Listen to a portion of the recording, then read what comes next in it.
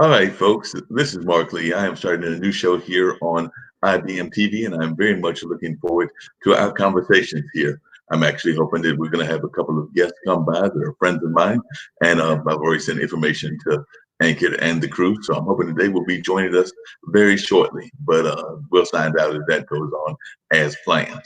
But definitely, we're going to have some interesting conversations here. I've been involved in media for a number of years.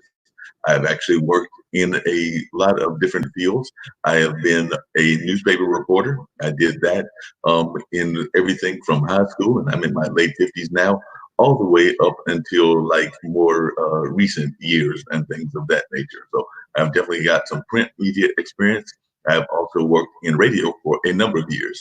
My parents started a radio station when I was a teenager. That being said, I got a lot of radio experience. I worked with their radio station for about 10 or 12 years.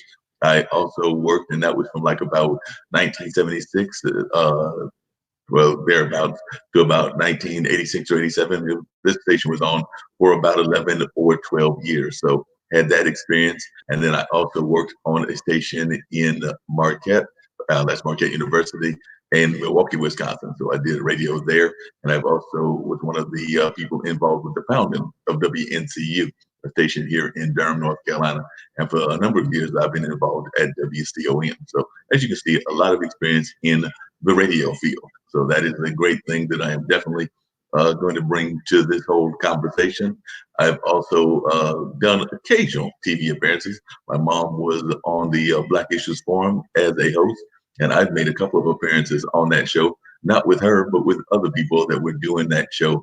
We were talking about the film festival that Haytide does. So I've done that a couple of times in terms of TV appearances, but not have done a lot of TV appearances. Also appeared once or twice to give people information about the Bull Durham Blues Festival. So I've made a couple of appearances on those kind of TV stations. And I have friends who are movie makers. Some have given me roles in their movies. Some of us have been watching the commercials that are out there now, some of them that are even pandemic related.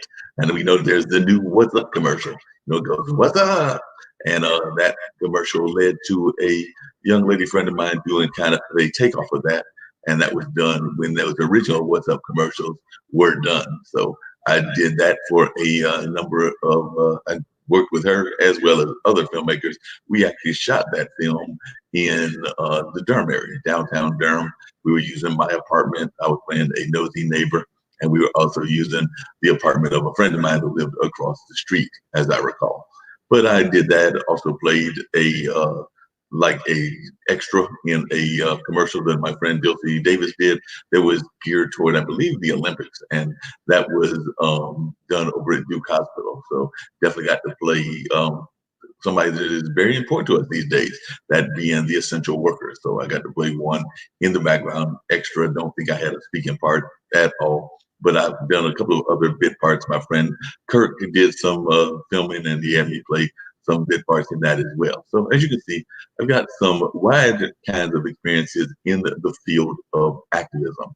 In addition to that, I've also, that's the field of media, but I've also got some activism things as well that I have been involved with.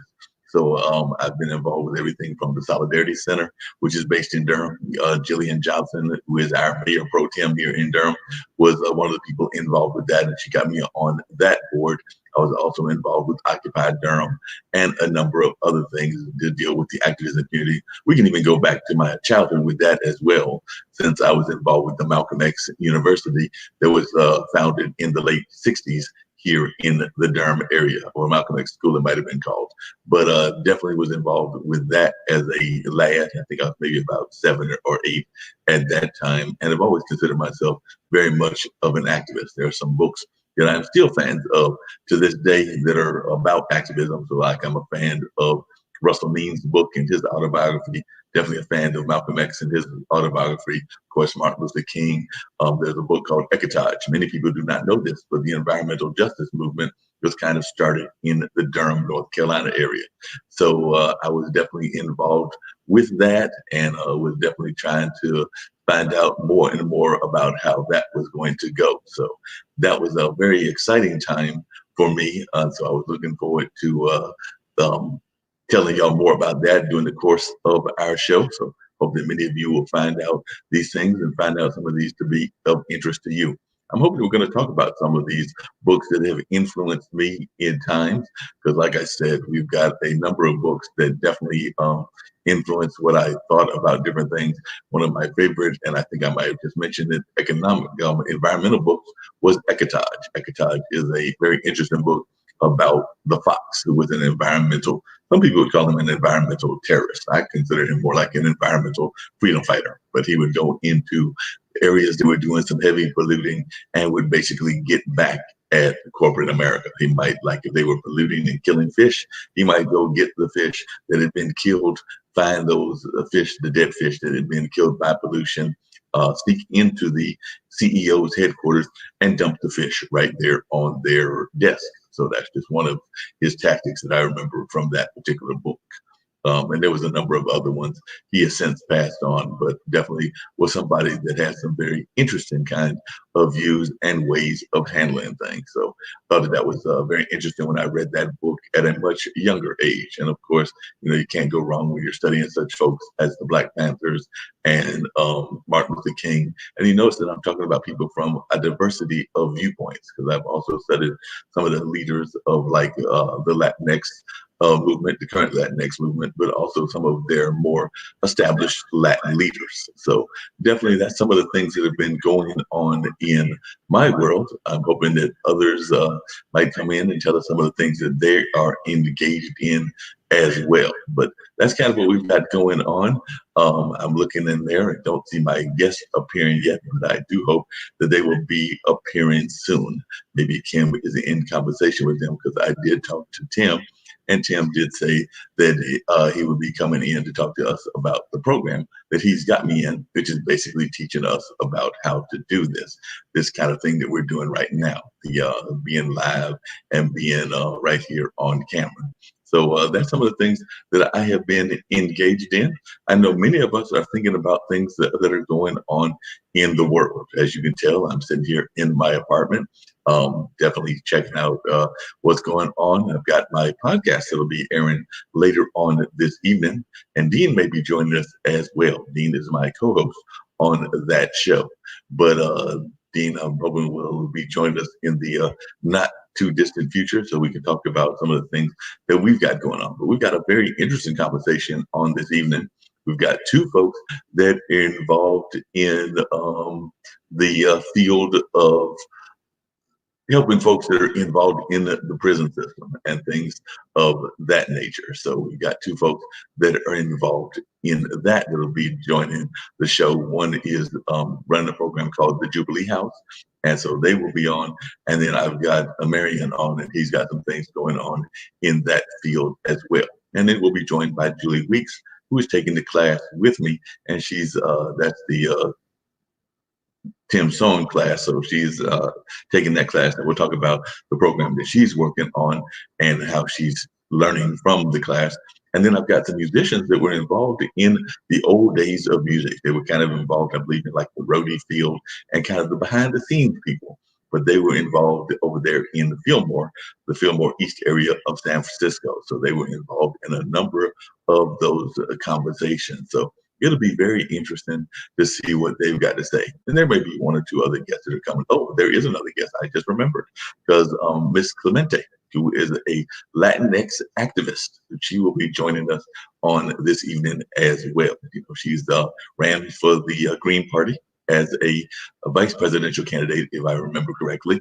And so she will be joining us. She has also, of course, been involved in New York politics as well as on the federal level. So it should be a very interesting conversation with her also. So that'll be going on from 7 to 9 on the podcast that I do, which also is on Monday nights. That's between the hours of 7 and 9. So that's 7 and 9 our time and everything. So on the East Coast time. So it should be a very interesting conversation. So we're looking forward to that. And of course, we're always looking for other guests as well, because me and Dean have started, basically amounts to like a little podcast network. So we've got some other podcasts that are affiliated with us as well, including Omasadi's one about the Black Girl's Guide to Menopause.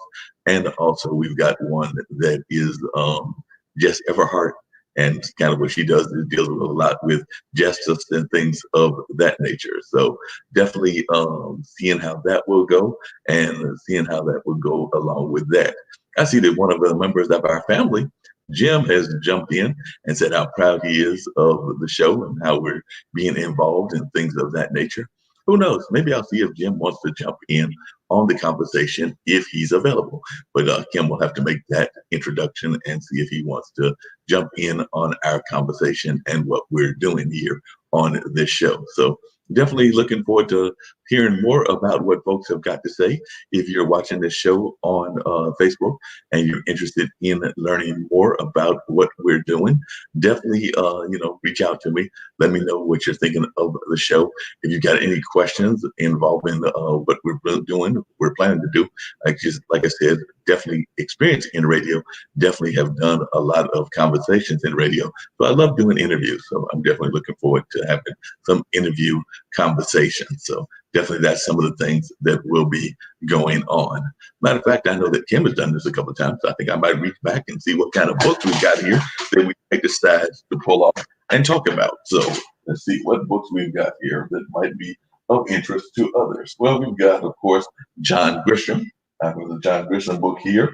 And of course, we've got a book that many people are aware of, The Last Prophecy. So The Last Prophecy is a very interesting book, but this is one that I know that many people will be engaged in and wondering about. I was actually have the pleasure one time of meeting Chris Gardner. Chris Gardner is a very interesting gentleman who, as many people know, there was a movie made about his life and times and things of that nature. So definitely he had a very fascinating story. And of course, there was an event at North Carolina Mutual, which is a very popular place here that I attended. So definitely doing well and definitely looking forward to telling you more about the time that I met this gentleman.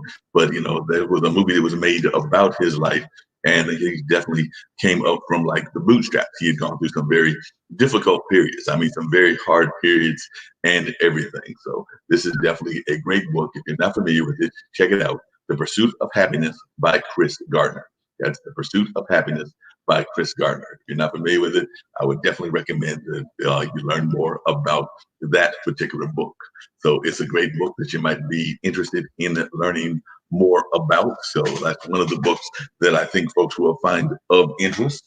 And of course, I've got other books here as well that people might find of interest. Of course, you cannot go wrong without knowing this very important document. We need to know it very much in this day and time, the U.S. Constitution. Now, they have some people that, in my mind, might be trampling on the U.S. Constitution. So definitely, if you're not familiar with this book, get this book, the U.S. Constitution, and you learn about the different rights and bills that exist. So, those are two very important books that we all need to know and be aware of. The U.S. Constitution is definitely a very important one that we should all be aware of. So, like I said, there's a lot of people involved in politics that I think don't probably even know that much about the Constitution themselves. And I'm not going to say that I know all the amendments. I need to do a better job of educating myself, but I do have the pocket version right there so that I can keep track of some things that I need to know, some of the very basic bills that we all need to be aware of. So definitely the U.S. Constitution is a very important book. And of course, like I said, there are a number of other great books here that I am a big fan of and all of that. Sometimes we also want books that are a little bit on the silly side. So here's another one. It is a good book to know. It is The Complete Prose of Woody Allen. That's right, The Complete Prose of Woody Allen. That's just some of the books that are in my collection of books over here. And that is The Complete Prose of Woody Allen. Woody Allen is definitely a hilarious and amazing comedian and things of that nature. So that's just some of the books. See if there's any others that I want to talk about. Of course, many people wonder about politics and things of that nature, and you might be interested in this book. And this is a book that talks about Rush Limbaugh and what Al Franken thinks of him. So that's a book that I also have in my book collection. So these are books that are in my book collection that you might be interested in. I'll tell you about some of the more books that I have as well as a later date.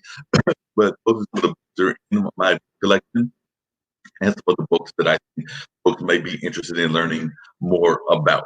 So that's some of what's going on in my world and things of that nature. I see that Ankit has joined our conversation, and he's definitely enjoying what we're saying, and he's excited to see a radio show right here on IBM.TV. So definitely glad to see that he is enjoying what we are saying and doing. Might have to go get a drink of water in a little bit. I love to talk, and I definitely love being engaged in conversation. But right now, throat was a little parched, so I might have to get a glass of water and things of that nature. Because I did the right thing. I definitely covered my mouth when I remember something I'm supposed to do during this day and time. So, everybody's going on with what's going on with the pandemic and things of that nature. And I know our ambassador will be joining us later on. And she's always talking about cover your mouth when you sneeze. So I definitely tried to remember what our ambassador said. Aren't you proud of me, Ankit? Oh, I did a good job of trying to remember how to do that. Probably should have done it in my elbow now that I think about it, because I think that that's what she recommends. But I did try to cover the mouth when that little bit of a sneeze came around. So just wanted to say that right here and there.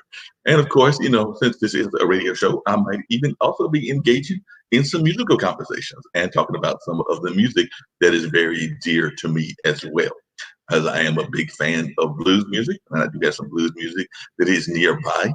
So I may put on some music and let y'all hear some of the music that is very important to me. This being a TV show, I may try to pull up some videos of some of the artists that I am a big fan of as well. But in the meantime, I may just have it playing in the background. And I may play that later on one of the shows as well. So there's a good possibility that you might hear some music like Bobby Hinton, who's a local artist, or Cool John Ferguson, who's a local, or John Shane. All of them are local artists. Or you might hear me grab some national artists, folks like Buddy Guy, B.B. King, folks like that, Little Walter, and just folks that fall in that. But don't think that it's just going to be blues, because even though blues radio is my email, bluesradio@gmail.com, that's not the only kind of music that I like. I'm also a big fan of soul and R&B, big fan of jazz. So there's all kinds of folks that you may hear from me as well. So definitely keep that in mind. Definitely interested in having a conversation with that. So that'll be very interesting to see how that goes along. And hopefully Jim will be joining us. I see that we're having some conversations to see if Jim will be joining us. And also I'm waiting to hear if Tim Sohn will be coming into the conversation as well. So these are some of the folks that we have reached out to for this particular show. But we've been having a very lively conversation. And like I said, there are some great books and some amazing books out there. And like I said, I'm a big fan of all kinds of music. Everything from, like I named a couple of genres, but there's even genres that people would be surprised that I like some of their sounds. Not so much the Latin music. A lot of people like Latin music. But, I've heard some good polka. And that's right. And we have a very good polka band that is based right here in the Triangle. I've heard a good couple of Irish folk bands, and there are a couple of those that I believe exist here in the area. And, some folks may be surprised, but there's even bluegrass and country that I am a big fan of. As a matter of fact, there's a band that is very interesting. I might see if I can't get them to come on the show one of these times, called Gangsta Grass. They blend bluegrass with rap. And that's how they came up with the name Gangsta Grass. And they played here in the area a couple of times. Of course, everybody's kind of holed up because of what's going on in the world. So they are doing concerts and things of that nature from the computer, but not doing that much travel right now. But hopefully that will all be changing in the very near future. So that's going to be very interesting to see how that plays out and what folks think about what goes on with that. So I'm very interested in seeing how that plays out and what goes on with that. If we hear anything more from them or what's going to happen along those lines. So it's going to be very interesting to see what goes on and if we can get them here, because there are a couple of artists here. But like I said, I do love the arts, both visual arts. My dad being a photographer as well as being involved in other forms of the arts. But then I also love the theater arts and music and dance and a number of other things. So there are some artists that I'm hoping to bring on to this platform so that we can have conversations with them about what they're involved in. So definitely should be interesting to see what they've got to say and what they are doing. So definitely it should be interesting, and we're looking forward to having a great conversation with them as this show goes on. Because like I said, I've had the pleasure of being on the podcaster show and on the entrepreneur show. The entrepreneurs is on Wednesday, the podcasters is on Thursday, and for the first time this past week I was on the Saturday show as well. So had a pleasure of being on some of the other shows and have thoroughly enjoyed it. So definitely looking forward to having more and more people learning about the various things that are going on around the world, not just here. You know, I've got friends that are involved in the arts and activism, not just here in North Carolina, but also here in the United States and around the world. So it should be great having conversations with them and talking to them about what they are involved in. So definitely should be very interested in seeing how that goes. If anybody is over here checking us out, I would love to hear how things are going on in your part of the world as far as how you're coping with the pandemic, what you're doing. Are you working from home? Are your kids working from home? I don't have any kids, but I do have two nephews and plenty of friends that do have kids, some that are of school age, many that are the young adult age or the age of like college kids and things along that line. So I'm very interested to see what happens and how they are surviving. So hopefully we'll be getting into conversation with them in the very near future, and we'll be talking to them about what they've got going on. So we'll see how that all plays out and what happens with that. So I'm definitely interested in seeing what folks have to say and what they're doing in that regard. So hopefully folks will be joining our conversation in the very near future. I'm going to check with my producers and see if they've heard from any of the people that are saying that they want to come on, either from our family or from other parts of the family as well. I know there's been some conversation with Jim, who is a member of the IBM.TV family. And of course, I've had conversations with Tim Sohn and others. So hopefully we're going to see if they're going to get a chance to jump in on the conversation. I do know that some of them told me that they would be available if needed. And I'm, like I said, I'm hoping that Dean, who I do the show with, in terms of the Straight Talk with Dean and Mark, will be joining us as well. So these are just some of the folks that I have reached out to on my own. But like I said, I'm going to check with the producers and see if they've got any word as to whether we've heard from any of those folks or not, since I unfortunately cannot see who's in the room other than those that are doing chats and everything. So definitely, I'm hoping that we've got some folks engaged that are in the room. So Kim, if you can hear me, are you still in there and in the room? And I hope that I'm doing a good job. But if you can jump in and let me know what we've got going on, that would be greatly appreciated. Hey, Mark.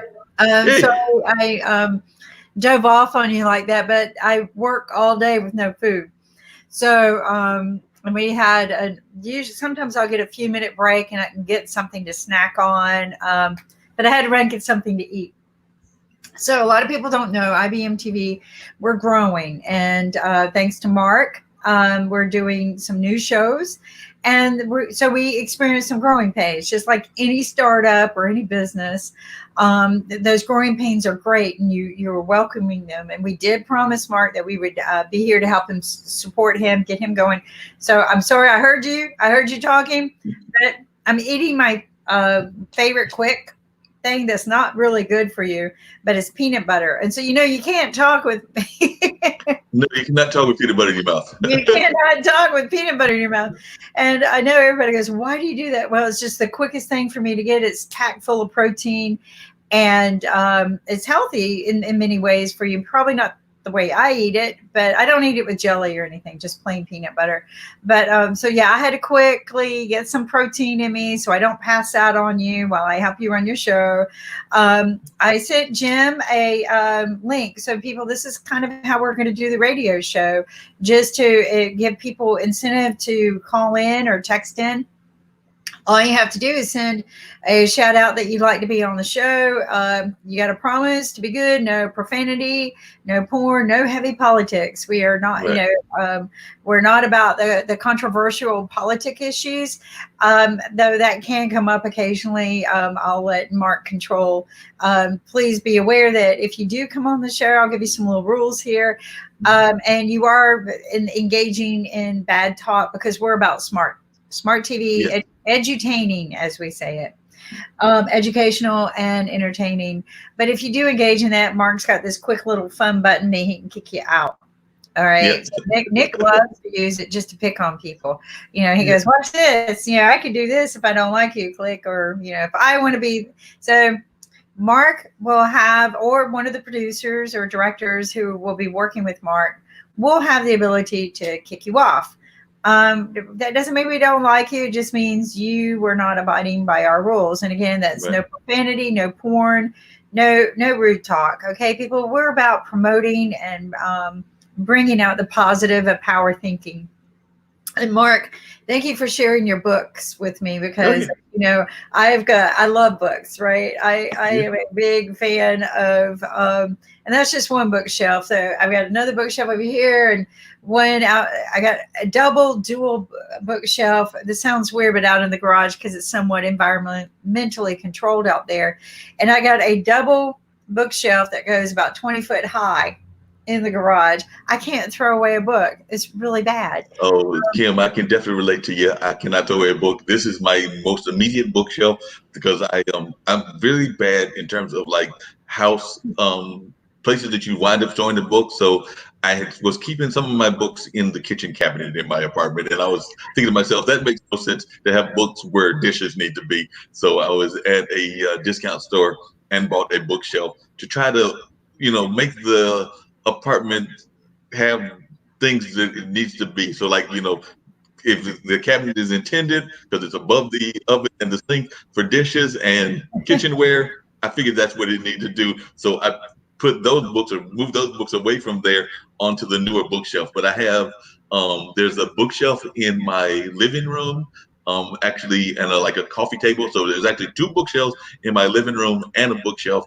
in my bedroom. So I'm with you. I've got four bookshelves, and I probably still have space to even put some other books. And I've got, like you, a tremendous amount of books. I just shared four of them, including the Constitution, that I think people should know about. But during the course of these, years and decades, or however long we can do this, I have many books that we will be talking about that I hope to bring on in addition to the guest. And I can relate to what you're saying about the peanut butter and not doing what you're supposed to do, because I went and also bought a blender. I think I mentioned that on one of our other shows, and I used the blender.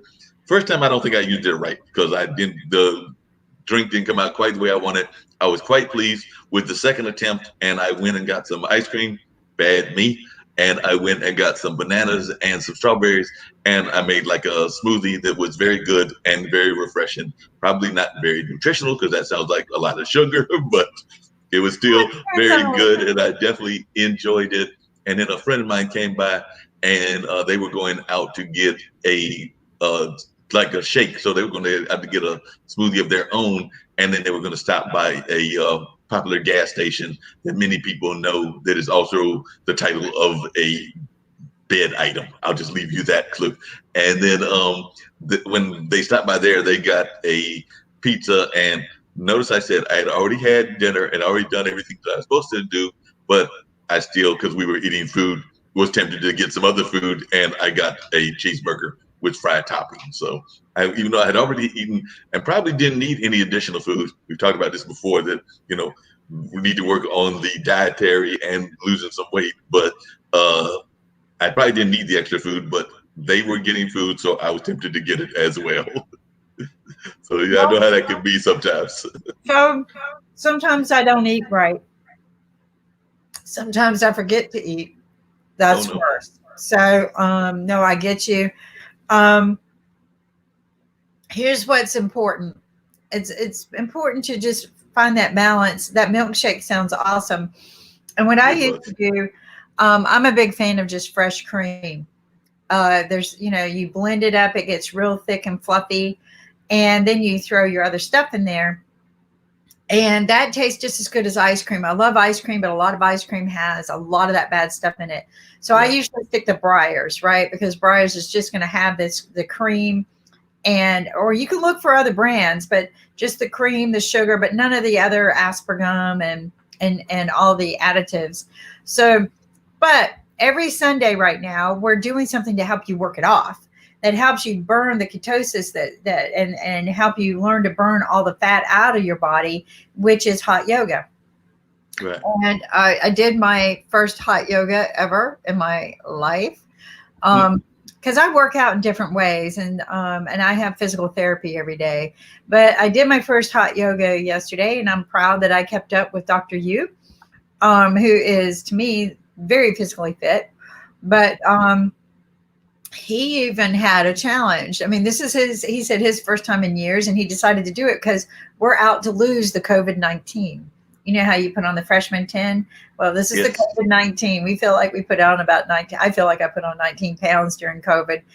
Probably not that much, but I'd like to lose about that much. And, but we're also building the immunity so we can lose the COVID-19, right? Because we've learned that there's really no cure for COVID-19. We're just going to have to build our immunity. And I know everyone's hopeful for a vaccine. There's all kinds of people going, oh, we're going to get it by this day. Or, no, you know what? It's not going to happen this year because they got to test it. And I don't know about you, Mark, but I am not going to let them test it on me until it's been tested on animals. I'm sorry. I agree with you on that. 100%. I mean, why would we want to do that? Yeah, I don't think we want to do that at all because, like I said, that just sounds very dangerous. I wanted to test it on animals. I want to make sure that it's actually going to be effective and things of that nature. Like I mentioned on one of our previous shows, not this show because it's the first time that we're doing it here, my show and everything, but I have appeared on some of your other shows. And I do know there are people concerned in the African American community just because they have some fears because of past testing that has gone on in the world that was abusive of other minority cultures and things of that nature. So there are some We people should that are never test. concerned about that. We should never test people based on prejudice or minority or culture. Now, I do have a big concern too when it comes to vaccines, something that I don't know that they think that I don't think they really think about.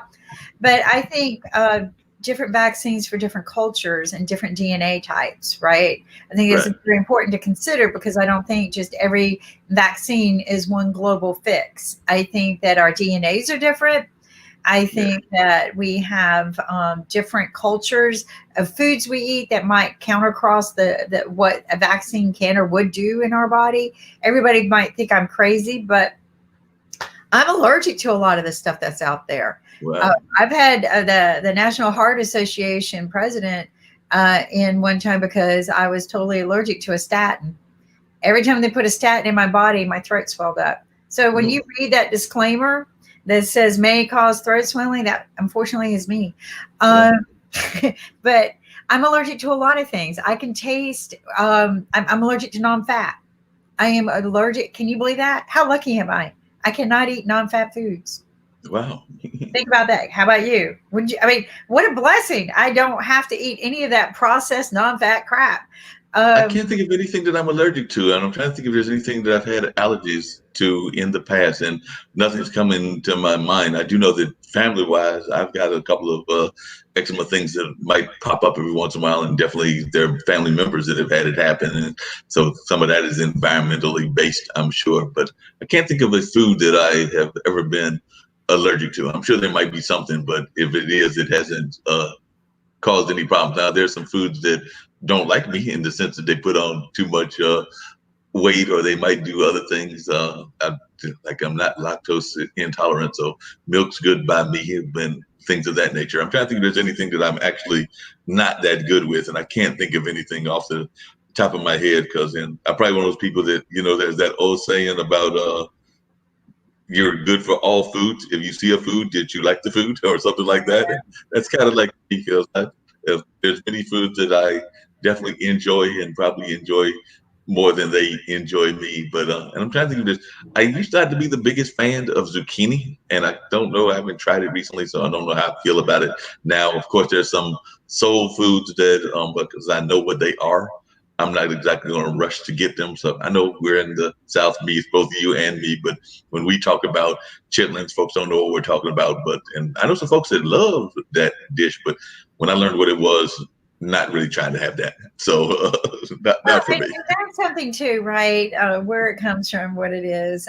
It's like I'm not a huge fan of eggplant, like the big one, but I Mhm. love the Japanese eggplant. It's very thin, so it's not very watery when you cook it, and it batters well, and it makes great chips. The Wow. thin eggplant, I mean, it's very thin, but it really makes. In fact, my kids don't even know they're eating eggplant. Oh, We make a lot. We light batter them. We don't do the heavy flour batter. We do a rice batter, and that when the kids eat it, they're just like they gobble it down like banshees. I mean, or like locusts on a field.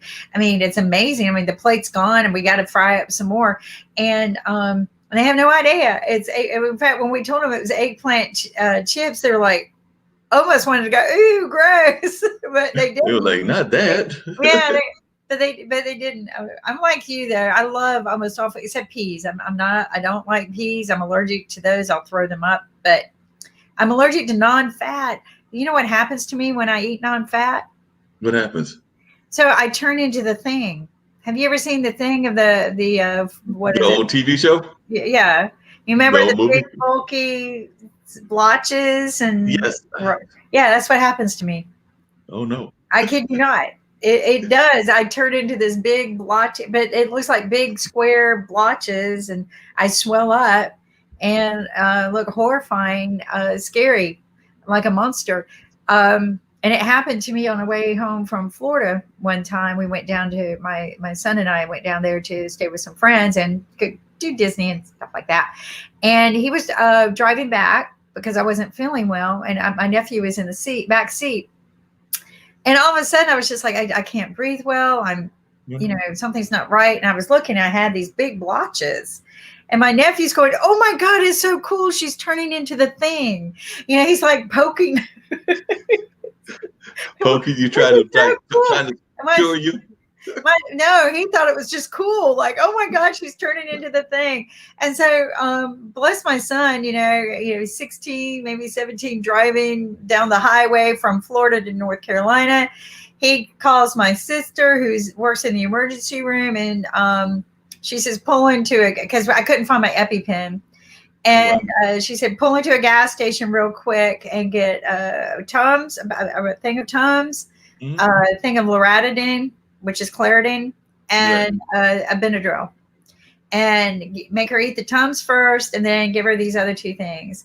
That prevented me from swelling up here. The Tums or Rolaids, they make whatever you put in your system activate faster, Wow. like real fast. So I didn't know any of this. So my son, whips into the first gas station he can get to, runs in, gets stuff, and it's just bless his heart, playing emergency with me because we didn't have time, I guess, to call 911. But that stopped me from this. But I still like grew these big funky. I look like the thing, and so my nephew was freaking out, but they got me to the emergency room after they did that, and the doctors were like, wow, how did you know to take that emergency setup? That's Mhm. what we try to practice here if we don't have an EpiPen.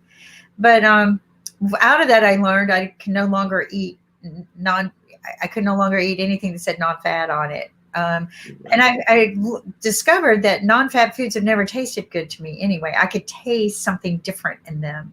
So, but I've also learned that a lot of the non-fat foods that you eat that are hydrogenated Mhm. will triple or quadruple the amount of fat in your arteries. So Okay. everybody's thinking they're eating this, no fat butter or no, and it's if it's hydrogenated, it's actually quadrupling the cholesterol in your body, the fat. Wow. So I tell people I'm actually maybe blessed because I like the food better. I'll eat less because it satisfies me. Mhm. So it's not. So just, listen to your body, right? Yeah, you have to listen to your body, but sometimes we don't want to listen to our body. I will never forget, and this happened maybe I was at the radio station in Central's. I was working at that particular radio station at North Carolina Central, and I like to help people and I like to volunteer and do different things. And I was helping them out during a snowstorm. So I went, and this was probably 15 years ago. I went for a walk because I went first to the bus stop because I'm a mass transit person. I was going to catch the bus, and that should have been the first clue. Buses weren't running. So they had asked me to come in and substitute for somebody. And I was like, I'll walk to the bus stop, and the buses weren't running. So that should have been my first clue. So I should have listened right then and there. But no, I was stubborn even then. So I probably in my, let's say, late 30s, early 40s. So I was like, I'm going to keep on going. So I turned around and walked toward the radio station. And I think I didn't even get downtown. And before I could get downtown, what happened there? I just Before I wanted could get to tell downtown, everybody this is our radio show. I just wanted yeah, to. no problem. Before I could get downtown and turn toward Central, I slipped and fell. And I fell on the road, so the pavement of the road. And I heard it pop when I fell. And people driving by, a few that are going out in the snow. And I'm sitting there going like, no, that's not what I heard. And so, you mentally tell yourself that you did not break anything. So, and, hands over here looking like swinging the loose and everything because something's clearly broken. But I'm Mr. Stubborn and I'm like, no, nothing happened. And when I got to a place of a city office and had them call EMS, they were like, yeah, you broke your arm. So I'm like, but, mentally, I'm trying to like tell myself that, no, I'm good. I'm all right. I didn't, and I plainly heard the crack. I mean, I heard the bone crack, but I was telling myself that I didn't hear it. So I was trying to mentally tell myself that that is not what I heard, even though I plainly heard it crack. Well, and sometimes we hear things that move in our body. We don't really break anything. If you've ever been to a chiropractor, you sound like popping bubble paper. Yep. Right? So our bodies make noises when we stress them past a certain point. It may not break anything, but it hurts, or you feel it, or you hear it.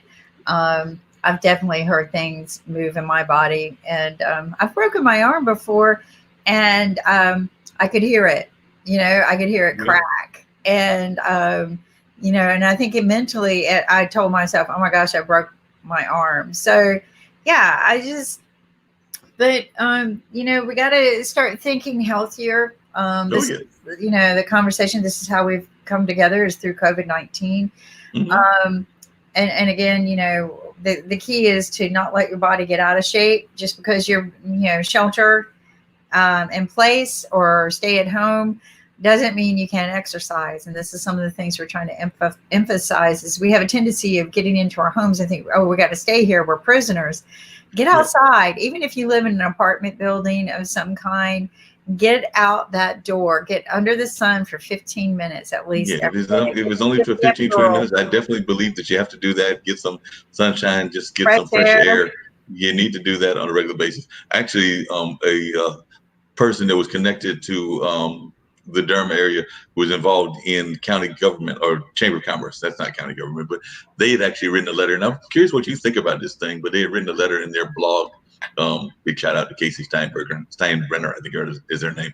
But in the blog, and she's no longer in that office, she was talking about how she feels that a lot of, we call ourselves Economic Monday, in the whole block, that a lot of companies are not preparing themselves to be ready for the recovery that we're supposed to be in, because basically she was putting things into three categories: those that are definitely going to be prepared, those that might be prepared, and those that are probably not going to be prepared at all. And unfortunately, the entertainment industry was one of those that she put in the not prepared at all category. But she did think that they could do things about that. But I was just wondering what you think in the sense of, now that we are having people going back to work and things of that nature, do you think that we're actually being prepared to get engaged in the economy again, or do you think that folks are going to not do what we're supposed to do, which is stimulate the economy, and that they're going to hoard the money? But I'm just wondering, do you think that we're actually both on a business act, because I know you're a businesswoman, are we prepared to actually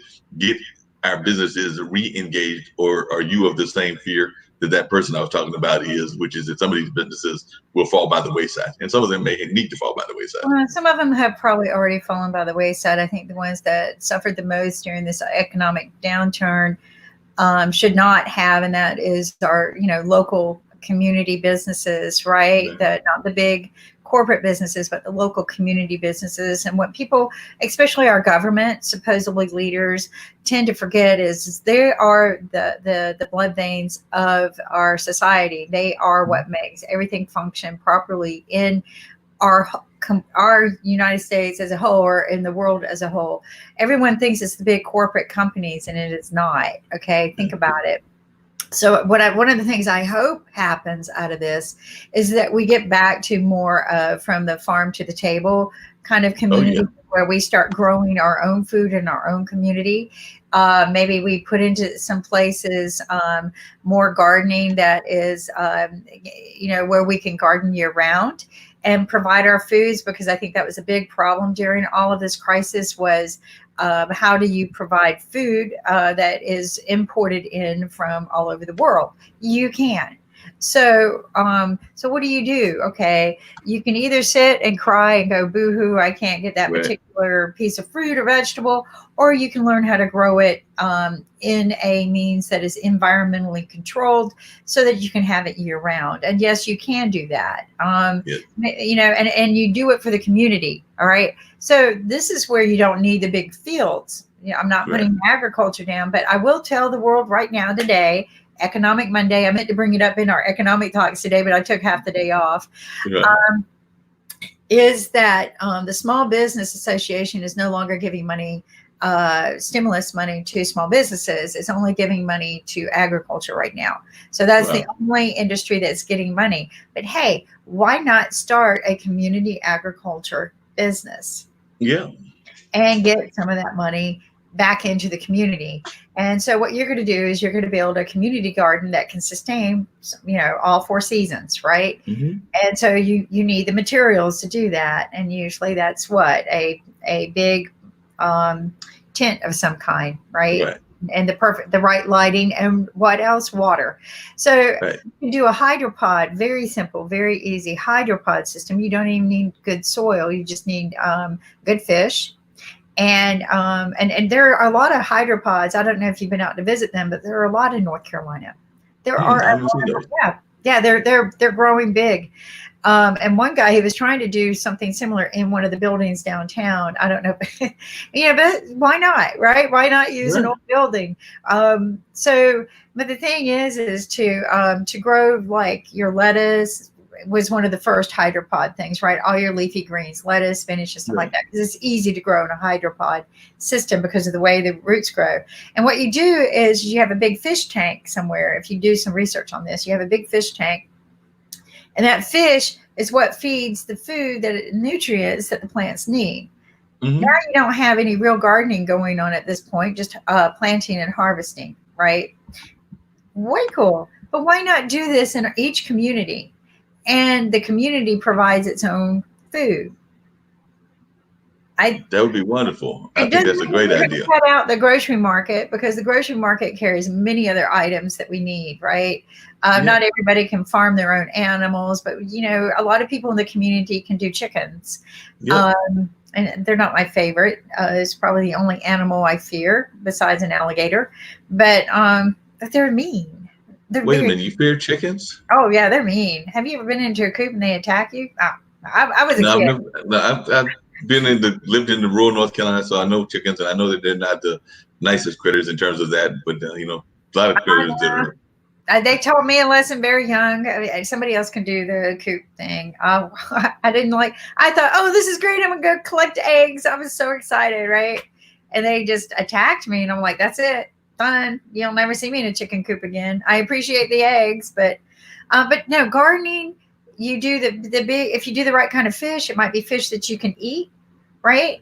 So there's a cycle that you can do in that kind of gardening system. And you keep it year round by building yourself a small building or putting it indoors in some sort of way, put a tent over it with good lights. There are all kinds of ways to do out there. I have a solar powered water generator that also generates power for lights. And Okay. it's very small. I'll see if I can get a video of it, but it's very small, like in a small suitcase. It's actually in a Pelican case, but it's the size of a small suitcase. In fact, the airlines let me check it. All right. And but it's got a solar panel on it. So what it does is it runs the generators to pump water.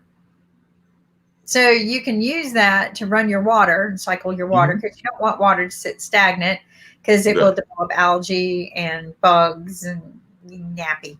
But you also want it to cycle to generate the fish elements that you're creating, Right. right? So it cycles through, and there's a certain pound per square inch pressure per square inch that you want pushed through.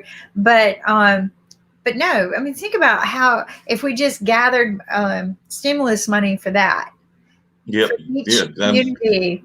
It would be so wonderful. And there's some community gardens, like you said, that are popping up. New community gardens. I know there's one here in the Durham area that people are doing, and things of that nature. So you're right. Community gardens would be wonderful. I remember my parents had like a commune area where they were doing that, and that was in the 70s, I believe.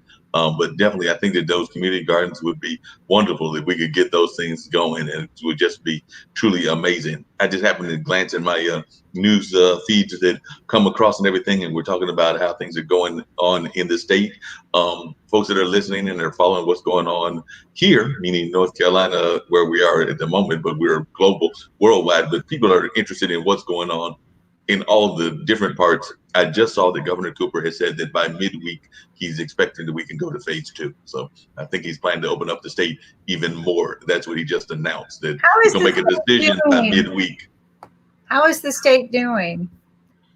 Have we looked lately? You keep talking. I'll pull it up. Go ahead. The last time I looked, the numbers were going up, which is actually why I'm worried about the fact of us going to phase 2, because there was numbers steadily going up. I think cases have been going up. Now they say that part of that is due to the fact that it's more testing. More testing equals more numbers, and I get that. But at the same time, I'd rather us be totally safe versus less safe. So when I saw that breaking news that he was hopeful of opening up phase 2, and I think it's a 3 or 4 phase strategy, that worries me because, like I said, Okay, so let's take a look at world numbers real quick. Can you see okay, this? cool, So, yep, like Nick and I predicted, we did the math at the very beginning when we realized that they were off with their count. We realized they never noticed this, but we made a point of trying to say it and send the message to them that, hey, you're doing the results based on tests that were taken 14 days ago.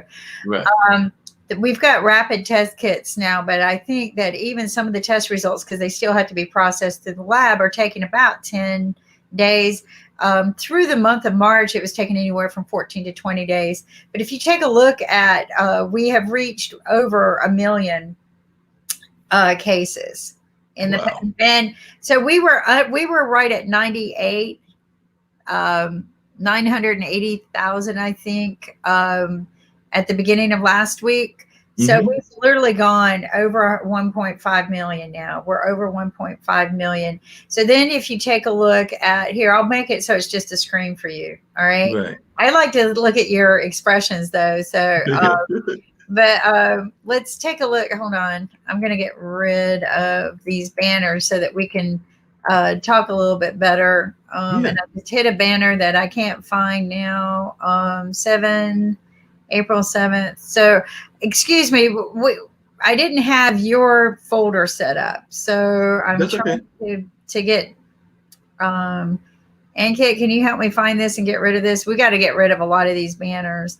But anyway, so, crap.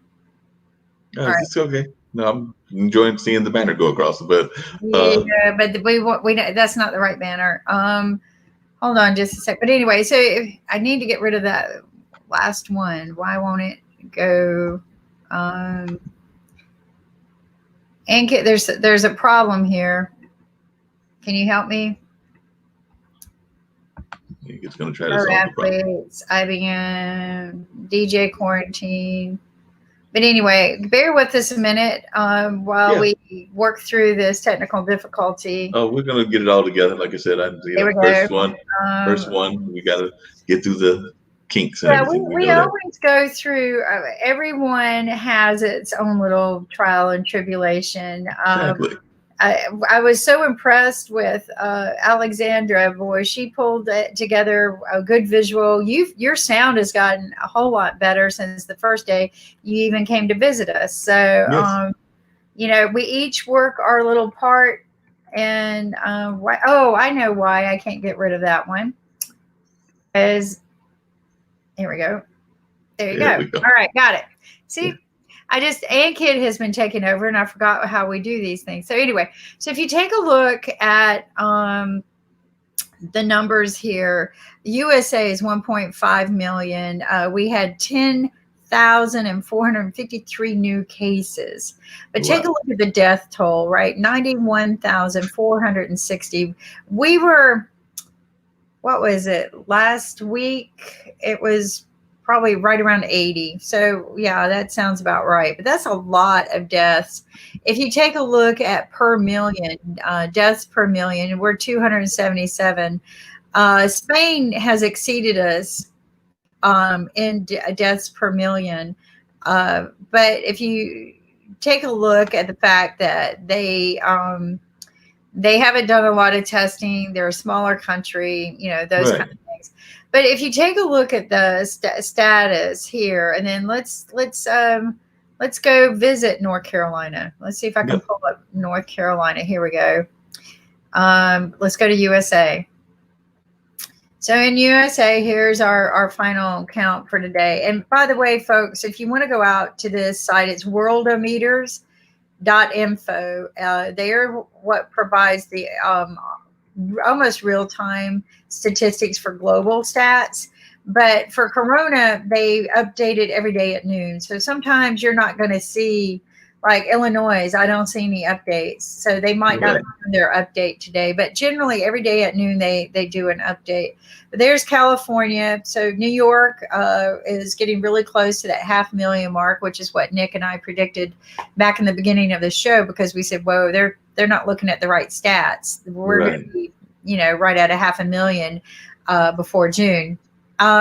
So New Jersey, of course, these are high, big cities. It's very, very Yeah. dense. Massachusetts, but let's see how far down North Carolina is. Florida is pretty high. North Carolina is +7, and he's talking about going to phase 2, and we just went up +7. So, like I said, that's kind of figures that Where did you worry me. see North Carolina? How far down is North Carolina? Oh, I there. just saw it. You just passed it. That's the one that said Well, here's +7. It's North right after Carolina Washington. right here. Right here is North Carolina. In +7 in terms of deaths, it's actually +464 in terms of new cases. That was Right. just +7 in terms of deaths, but +464 in terms of new cases. Well, and we have to ask ourselves, why did those deaths occur? And then I was watching Michael Hansen, who is a pulmonary doctor. So we've had a pulmonary expert actually that comes on our show several times out of India. He's a pulmonary physician. But Mike Hansen also has some really, really good videos. He's from North Carolina. And they did 12 autopsies of COVID patients on video. Okay. And it shows you why the people are dying from COVID. And it's a very interesting series. You really need to be able to stomach that medical aspect of it. But, over the years, thanks to reality TV, we've lost a lot of that. We've become numb to Oh, yeah. We've become numb to that, and I think video games haven't helped. Movies, a lot of times when we see death, we're not concerned about them just because it happens so much in our media and everything. So I agree with you on that. And then the other thing that I worry about is, and I think you mentioned it on some other shows, is people getting sick and passing away, and it may be COVID related, but we're not sure whether COVID was the final factor or whether it was just like an outlying factor. So there are different ways of going on, because I know that even Branford Marcellus's dad, Ellis Marcellus, who passed away, they definitely said that was COVID related. But then there were some others that have passed away, and they're not 100% sure whether COVID added to it or not. You can't put COVID on the death certificate if they did not test positive or were not tested at all for it. So if it was DOA or they were doing something else prior to testing the person for COVID, they are not going to be able to put that on the death certificate. Now, if a person came into the hospital with COVID and they were tested positive with COVID, even if they had other complications, which everyone goes, well, they had a heart disease, so I want heart disease on their death certificate. I'm like, well, you know what? Maybe their heart disease would not have been pushed to a death if it had not been for COVID. So I still believe, I am still a strong, firm believer that if the person came in with COVID-19 and they died due to complications with COVID-19, then it should be reported as such. But, you know, it's kind of like I could be dying of lung cancer right now, but a man came into my front door and shot me with a gun. Now, which one are you going to put on my death certificate? They're probably going to put the murder on the death certificate because you were hit by the bullet. Right. Not the fact that you had other things going on. I was dying of lung cancer to begin with, right? So yeah, you know, be smart about this. That people got shot with a bullet of COVID-19. And if that's what killed them, it's the same thing in forensics, people. Okay, think about forensics. When they go and they do forensics of a person, they're going to determine whether that bullet killed the person or maybe the person bled out a different way, but it was the cause of the bullet that caused the bleed out, or did the person die of a heart attack? Did they die before the bullet hit him? Believe me, forensics can go this deep. Even though a person got shot, they may look at, well, could they have had the heart attack before the bullet hit him? And in that case, it might change the case for the person who shot the gun. But did shooting them cause the heart attack? Yeah, probably. But it aided in the help, but it may not be considered, you know, the layers of murder and stuff like that. So you got to look at these forensic situations. But yeah, if a person tests positive with COVID and they're brought in because of COVID complications and they die because of COVID complications, and that's the bullet that killed them. Right. You know? Get over yourself, people, and quit making this a political matter. I get irritated with all these people, and they're trying to drive it as a political. Well, you know, they're Republicans, so of course they're going to put COVID on everything. And I'm like, well, what about the Democrats? They're going to put COVID on everything. Yeah, but politics is an interesting bedfellow for a lot of folks. It's actually just if I can give a plug, and I think she's going to be joining us. We're actually going to have a candidate, and if you want to join again this evening, I would love to have you back again. But on the regular radio podcast, we're going to have a young lady, Roberta Clemente, I believe is her name. And some people say that she was AOC before AOC, but she actually ran as I think vice presidential candidate on the Green Party ticket. So that's one of the things I want to talk to her about, what I've talked to you about and others about, which is, you know, how can we get to the point of not having a two-party system and actually have folks that voting for the Greens and the Libertarians? I vote for them every time. Sometimes I try to say I vote for the right person. This is what anytime anyone ever asks me, who did you vote for? I vote for the right person. I never can get the name out of me because I'm like, I vote for the person I believe is right. It doesn't matter whether they win or not. Right. I'm not going to say I voted for the winner. I would just tell everyone I voted for the right person. The end of the day, the political parties, this is so 18th century to me. You know, it just doesn't make sense. You know, one of you get to be king. Nah, we need to change. I love those two young men that were on our show the other day because they said that we needed to get to a political system that's not even one president. No, I agree with that. I think that the president by committee might be a wonderful thing. They actually had a great idea in that concept. And I also agree with you. You know, this whole electoral college thing is crazy that we're going to, the popular vote doesn't even win, even though it's supposed to be one man, one vote. But if it's one man, one vote, how does an electoral college work? Seems like that defeats the whole purpose. How is it even fair to the people in North Carolina? By the time the campaign gets it to us, nobody's worth voting for. Excuse me. The primaries have never been fair. You know, they start out with all these great, wonderful people. And so I think it needs to be one day for the primaries. They don't need to be traveling all over the place. They're all given the same budget to campaign with, and boom. All right. Then we get to find out who's really popular, right? Why is it that California gets to pick and New York get to pick who I get to pick at the end of the row? Are they better than North Carolina? No. Are they smarter than North Carolina? Maybe. They got better prejudice laws in their states. They're not as prejudiced in their states, but No, that's not the, to me, that's not the real voice. It's not. Yep. And we got to have more of the real voice. I agree with you on that because a lot of times they're not giving us the real voice. And I think that there's got to be a better system. And like I said, the kids may have an idea and there's others that are floated ideas, but it's got to be something better than what we've had in terms of like, because oftentimes there there might be some differences on certain issues. Like let's say the Democrats may be more about social issues and things of that nature, and the Republicans may be more about business and finances. But a lot of the things they are the same about, and they're not the same about the people. So No. there might be one or two things that they're different. Like one may be more concerned about social issues, whether that's abortion or things of those nature, and somebody else may be more concerned about fairness and equality. But definitely, they're not all doing the same thing in that respect. So I can see where there might be some differences, but there are too much similarities. You know, there is a passion that you have that's the same as a friend of mine, but it's the prisons, right? If you take a Yeah, look at this, is it fair to some of these people to be putting them into a death sentence? Some people, not all of them, right. uh, but because we know the prisons are heavily concentrated. I mean, what else do we do with them? But are we taking all the precautions that necessary to make sure that the prisoners are staying safe? And so these are some of the things I don't know that people thought about. And we talked about this a little bit today.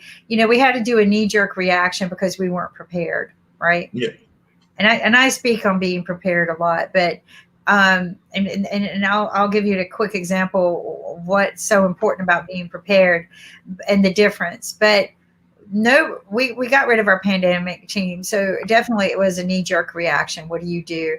But you don't stop there at that point. Okay, great, this was the outcome of this knee jerk reaction, so we have to do another knee jerk reaction to fix it. And everybody doesn't want to do that because that's going to cause another outcome that's not pleasing. But if you sit and wait too long, the original outcome that's not pleasing is going to get worse. So, exactly. unfortunately, that first knee jerk reaction is going to have to be followed by another corrective knee jerk reaction. You're going to have to do a few of those until you correct it.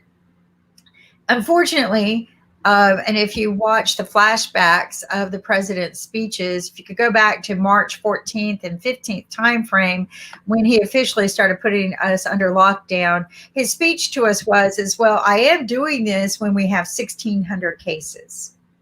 So you listen very carefully to a couple of his, I think it's 1,600. I need to go back and find the exact speeches, but in Right. most of his speeches, he will give an exact number. Each time it's always the same. I'm using 1,600 because for some reason that's what my brain clicked on when he was talking. Right. But I at least closed down when we had this many cases, right? So think about that. Why was that number so important to him? Why did he wait until that many cases? But here's the sad thing that he didn't realize because he wasn't listening to us. Right. Um, they were looking at cases that the tests were results of 14 days ago. Hmm. They were not looking at what existed that day, right? So that's where his big mistake was. So truly, on the day he was reading, there's 1,600 cases. Oh crap! I better shut down now because that was my threshold. There were probably more like 16,000 Oh yeah. that day. Easily. So, or 20 actually, if you want to be accurate. But people would argue with me. Now, people are arguing, is there really a coronavirus?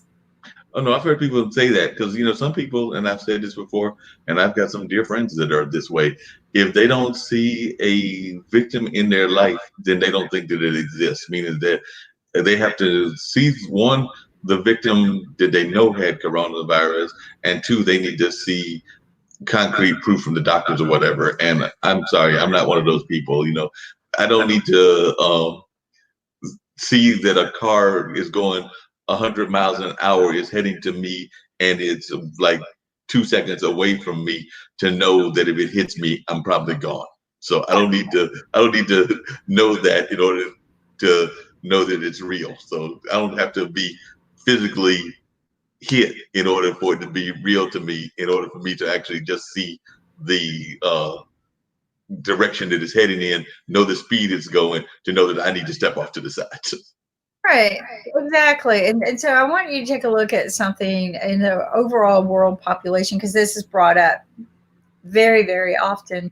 If you take a look at the world population, right? Wow, we're over 7 billion people. That makes me hyperventilate sometimes. And you take a look at our public healthcare expenditure, the ratios of amount of money that we spend per person in the world, right?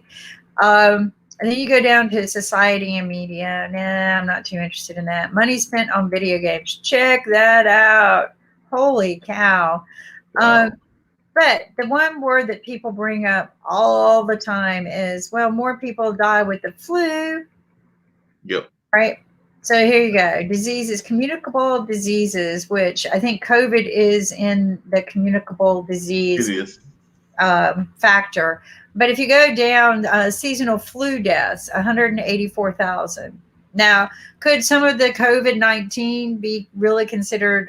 Could they have been the flu and then COVID-19? We don't know, Right. because they tested positive. But what I will tell you, because I've heard many people tell me that they've been to the doctor this year for flu-like symptoms, and they tested negative for COVID and positive for flu. So, okay, so the doctor says, you just had the flu, go home and do this. Then the patients who tested positive for COVID and negative for flu. So there is a difference. There's a huge difference. Yeah, And I've had some friends that have actually tested, didn't get tested, and therefore they don't know whether they had the COVID, but they were actually sick before COVID became a national thing in our society. Now, it was already in some of the foreign countries a long time before it got to here, but they are, I have at least 3 friends, maybe 4, that are pretty much convinced that they had COVID. But then, like I said, they went through the process of just natural antibiotics and natural cures, and bed rest, and all of that stuff. So they must have had, probably the milder version in terms of, but the way that they described the feelings they had, it wasn't all that mild. But I'm saying milder in the sense of the damage that it can do, and also what kind of conditions they had that would impact the COVID. So they had that going on. But like I said, I know of at least 3, maybe 4 people that have told me that they are pretty sure they had COVID, and that was as early as, I want to say, December, maybe January, November. or it might have even been November. It was November. There was a huge flu that just took over the United States. It was a coughing flu. Mm-hmm. And seriously, you would almost consider it a COVID, like one of the older SARS or more, not that bad, but, Right. But it was a very strong coughing flu that people stayed sick from. Pretty much Thanksgiving is when it hit. So from Thanksgiving until like January 3rd or 4th is when their coughing started to subside. And I know this because I know a lot of people who had it, including my own family. I did not get it. Whatever it was, it did not come to me at all. I was blessed. It might've been because I was going down to Miami a lot during that time, and maybe being in the heat and in the sun was a blessing. But the only way to know is to get tested, because there is a test that tests whether you've had it already or not. It comes in the dual cassette. I know all about the test kits now because I've been doing a lot of work with that part of the world. And I've learned a lot in the last few days. But will there be permanent damage? When you look at the autopsies that Michael Hansen did, if you just want to Google Michael Hansen and look at the autopsies, there is strong belief that COVID will create a permanent damage. And I'll show you an example. This is my favorite example. Actually, doctors love it when I do this. Hold on just a second. Yep, she's going to pull out something. I got to go down to my box because I haven't been in here to pull this one out in a while.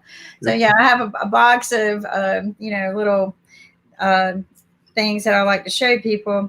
But you might know these, right? You recognize this? Oh, that looks like is that a sweet gum ball? Yeah. With the sharp called, that if you're barefoot, it really hurt, right? So yeah, they hurt big time. Well, I got rid of them in my yard. It took years. I got rid of all of the trees, and it took me weeks to find these. But when the first time I saw what the corona looks like in the description, I was reading one of John Hopkins' white papers on it. It talked about how it had little spikes all over it, right? This little ball. And when it goes in, the spikes will land on your lungs and tear your lungs, and it will look like a honeycomb. It will look like your lungs will look like this. Okay. All right. So it's tearing at your lungs. So your lungs don't naturally heal.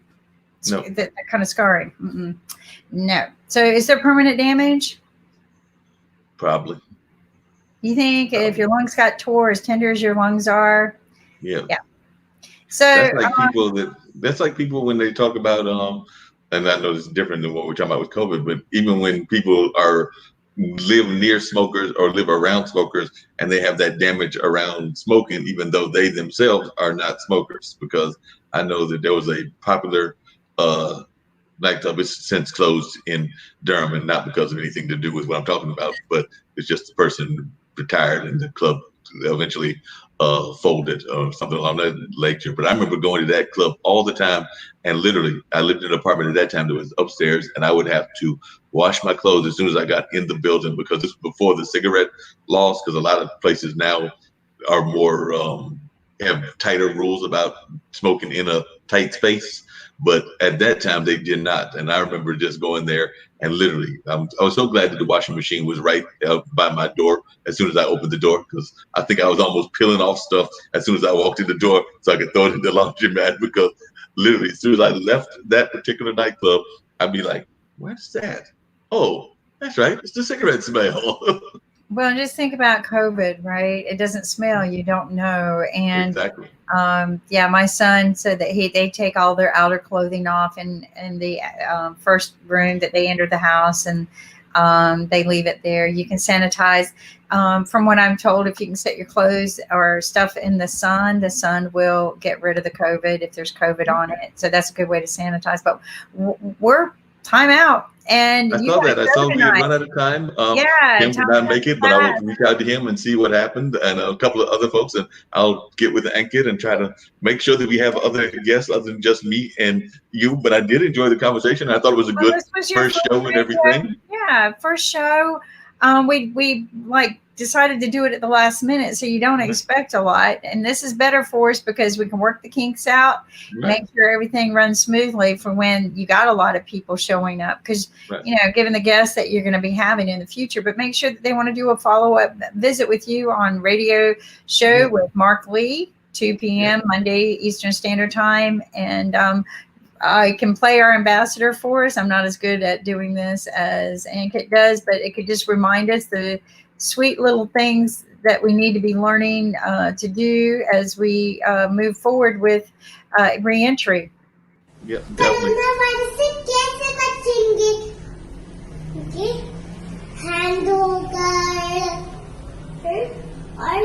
और ऐसे अपने खांसी जब आएगी तो ऐसे करेंगे अच्छू अच्छू और कोरोना वायरस को धन्यवाद हमारा म्यूजिक सुनने का. Thank you. Thank you. That was wonderful. She's such a great ambassador. Y'all must tell me where y'all found her at, because she's just a wonderful ambassador and just does a great job, and definitely telling folks how they should be doing this time. We need more kids like that. Well, we want to get more kids just doing it in different languages. She is from India, so you can only guess who she belongs to. So anyway, okay. We're signing off. We'll see you guys next week. See you.